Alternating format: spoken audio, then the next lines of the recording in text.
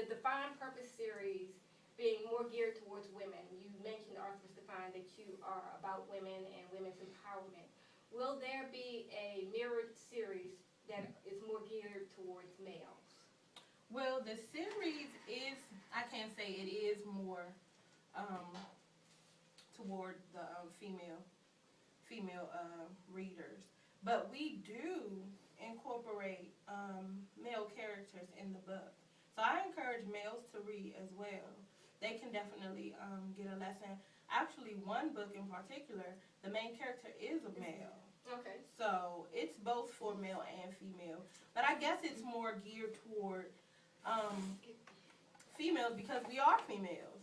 So the female perspective is dominant. Yeah, I can see that. Yeah. Do you have anything further to add, Arthur Defyne? I was just going to say, Ms. Pleasant actually brought that to my attention with her making a male character. It also teaches your daughter at a young age how to interact, because we don't want them not to interact. We just want to, we want them to know how to interact with the male, counterpart. So, also, I see in the future some ways down the line as having a small production for males, because I think it's easier to get them visually than it is by books.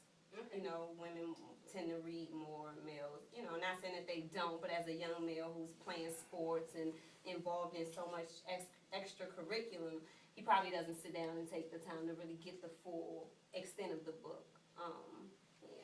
So I see some small visuals going on. The book is actually, which we didn't mention, is a short read book. It's less than 25 pages, so it doesn't take up. We didn't want to do a character book and you lose the child in dragging out a story. So it's really, really condensed.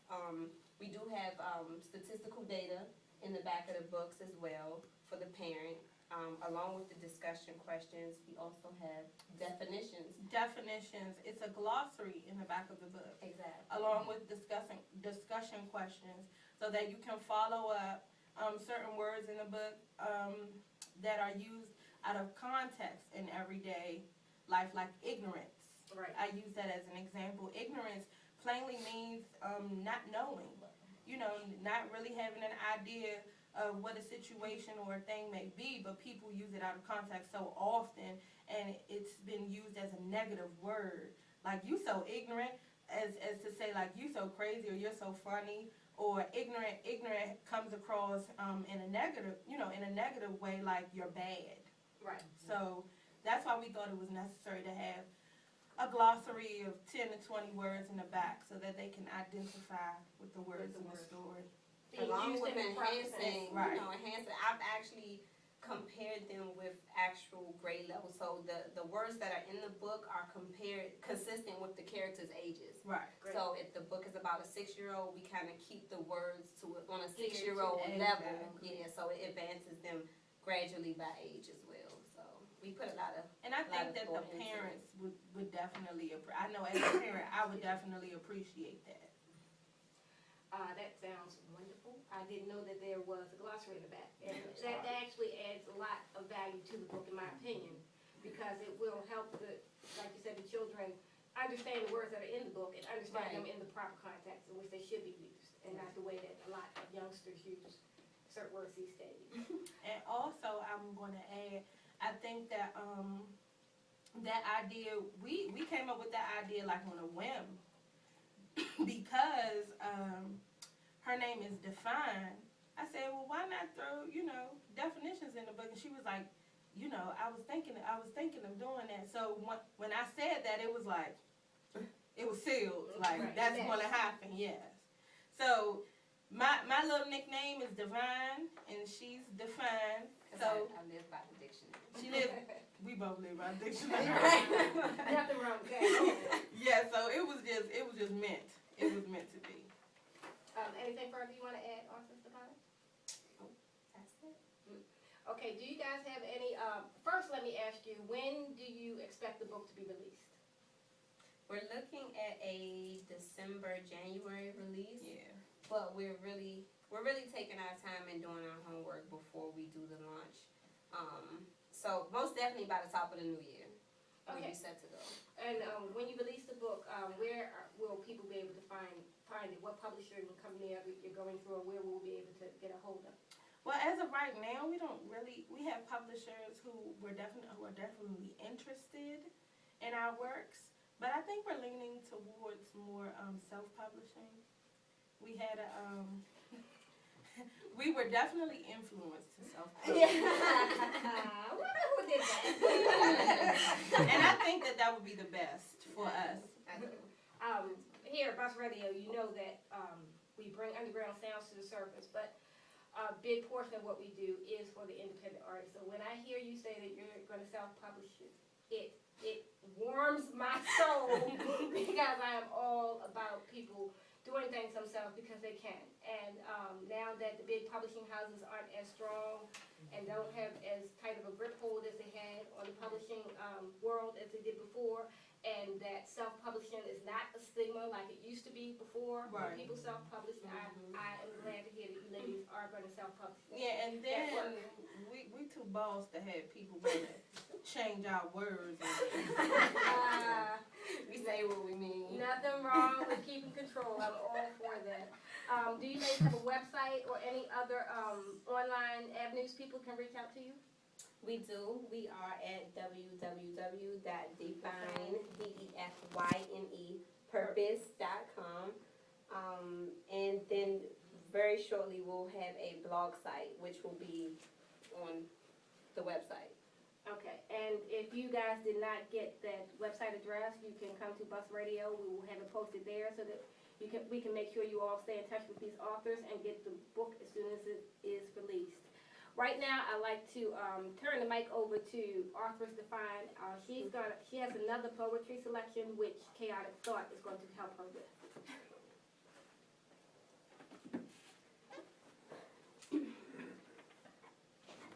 And please say the name of the poem because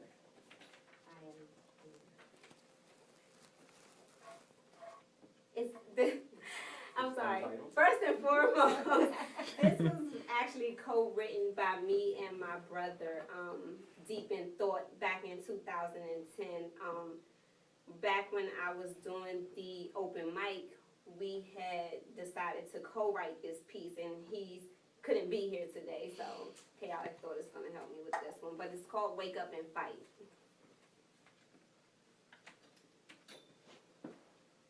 Wake up, my beautiful daughter, wake up and fight.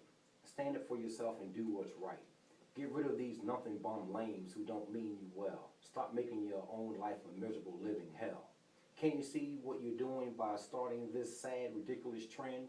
Letting your daughter see in only men that you can depend? Let's go through the list of relationships you've had. All of them no good bastards, every one of them sad. First there was James, your baby's dad. Put you in the hospital for 2 weeks because he slapped you around and beat you so bad. Then here comes Kwame, a psycho sex fiend. That boy screwed you so much that he caused damage to your spleen. And oh, let's not forget Roland, the con artist who robbed you blind. Jacked you for your emotions and toyed with your mind. Oh wait, what about Michael, or should I say Michelle? You think I didn't know about that, huh? Good thing you found out about his secret life before you gave up that cat and you heard he was on the run.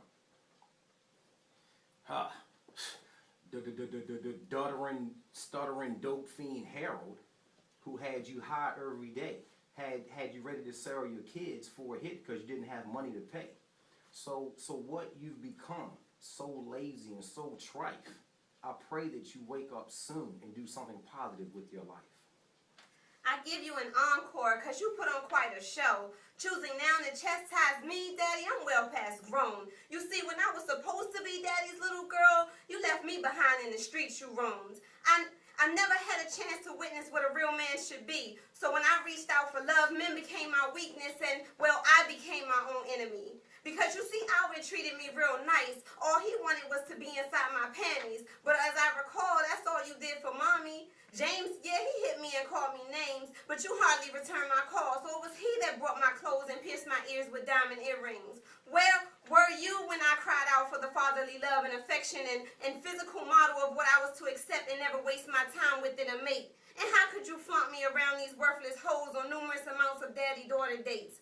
that should have been spent alone. Just you and me. There was always a she, because you used me the way I used Keith to take care of Rashad's baby since he left me for Tamika, because she was just a little bit weaker. Tears used to fall like hailstones in Colorado, but my heart is made of stone, though. Because of you, I don't know how to love, when to love, or who to love, because you never showed me. Where were you when I needed you? Damn, I'm sorry, baby girl. I don't know what to say. I was so engulfed in my own world, my selfishness is what led you astray. I thought I was being a daddy by having you tag along, not realizing having different women around you daily is teaching you wrong. I've subjected you to a life of pain and misery because of my own life insecurities. How do I make it up to you? Where do I begin to repair a broken heart that seems impossible to mend?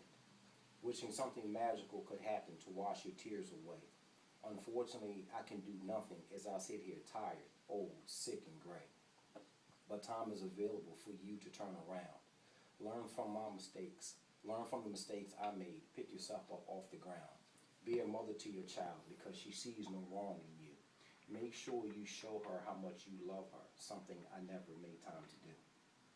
Daddy, no matter how much you hurt me, I know it wasn't you. You only did to me what your daddy did to you. We've come to these last days now, and my past I must confront. No longer do I hate you or cry rivers of tears over Patron and blunts.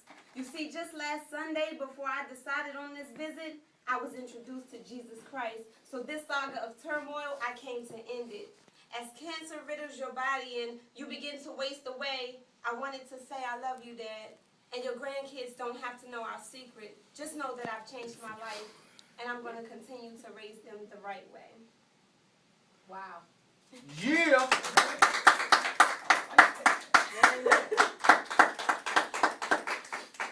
Nice. All I can say is Encore. the two poems that have been presented today, if they speak anything about the power that will be in the Defyne Purpose series, I am anxious to get my hands on that series. Just the power behind the words, the passion, the meaning. There is meaning in your words, and we thank you for that. Right now, I'd like to shout out to a couple of people who are unable to join us here in the studio audience. Net is online. She's watching the live streaming video. So we want to shout out to Net. Hey, Net. Thank you for joining us online. And I also want to shout out to Jaleel, who is at work. He's one of the OPM artists. He's not able to watch the live streaming, but he is listening to the radio station through the internet while he's working. So I thank you both for joining us. You couldn't be here, but you still joined in just the same. Ladies, do you have any further words to say for us?